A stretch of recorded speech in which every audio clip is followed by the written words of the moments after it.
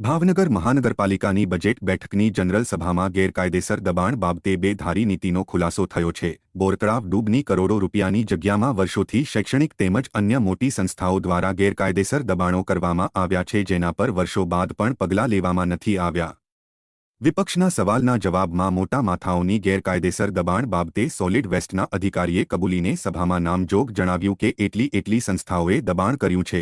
વિપક્ષનો આરોપ છે કે ગરીબ લોકોના મકાન પર બુલડોઝર ફેરવો છો તો કરોડો રૂપિયાની જગ્યામાં શૈક્ષણિક સંસ્થાઓ એક દાયકાથી ગેરકાયદેસર કબજો કરીને કરોડો રૂપિયાની જમીન દબાવી દીધી છે, તો તેના પર મહાનગરપાલિકા શા માટે પગલાં લઈ રહ્યું નથી। આ બાબતે અધિકારીએ બચાવ કરતા જણાવ્યું હતું કે આગામી સમયમાં કમિશનર સાથે ચર્ચા કરીને નોટિસ આપવામાં આવશે, પરંતુ આ દબાણ તો આજકાલથી નહીં પરંતુ 10 વર્ષ કરતાં પણ વધારે સમયથી ખડકાઈ ગયા છે। માનનીય અધ્યક્ષશ્રી, માનનીય સભ્યશ્રીને જણાવવાનું કે બોરતળાવની HFL બાઉન્ડ્રીમાં આવેલા દબાણો વિગતવાર પત્ર અંદર આવેલા જે બાંધકામો ગેરકાયદેસર છે તે બધા વખતે તેની વિગત છે અને સ્વામિનારાયણ સંપ્રદાયની સંસ્થા એનું એક દબાણ છે। પછી મહાત્મા ગાંધી વિદ્યા સંકુલ,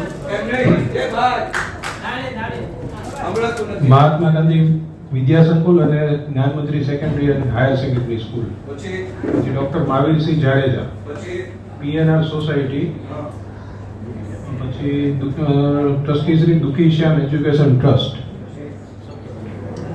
પછી બાકીના સર્વે નંબરની જગ્યા જે ખુલ્લી જગ્યા છે આવી ગયું।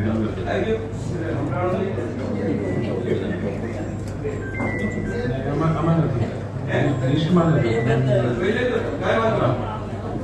તો આ કમિશનર શ્રી બોરતળાવ છે, તો એ બોરતળાવમાંથી તમે દબાણ હટાવશો, બોરતળાવ ઊંડું ઉતારશો, સૌની યોજનામાં પાણી નાખશો તો કાયમી ઝરણા વહેશે, ગામડાની જેમ સારું પાણી એમાં વહેશે, તો એ માટેનું કઈ આયોજન ખરા આપણું? આ દબાણ તમને ખબર છે ને છે એમ આપ અધિકારી તરીકે મને જવાબ આપો છો, તો એ ક્યારે હટાવવા માંગો છો? ચાલો એ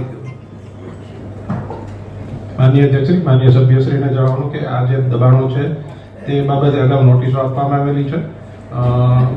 નવા કોઈ પણ દબાણો ન થાય તેની પર તકેદારી ખાસ રાખવામાં આવે છે અને આ બાબતે માનનીય કમિશનર સાહેબ સાથે વિગતવાર ચર્ચા કરી આગળનું આયોજન કરી કામગીરી હાથ ધરવામાં આવશે।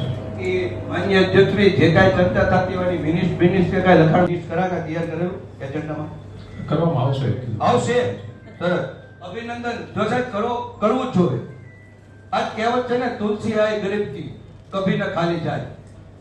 તો માન્ય ગરીબ ઉપર આપણે ગમે ત્યારે ગમે એ રીતે બુલડોઝર ફેરવી દઈએ, ઘર વિહોણા કરી દઈએ, તો કાંઈ આ માલે તો જાતને જવા દેવાનું કાંઈ કારણ ખરા?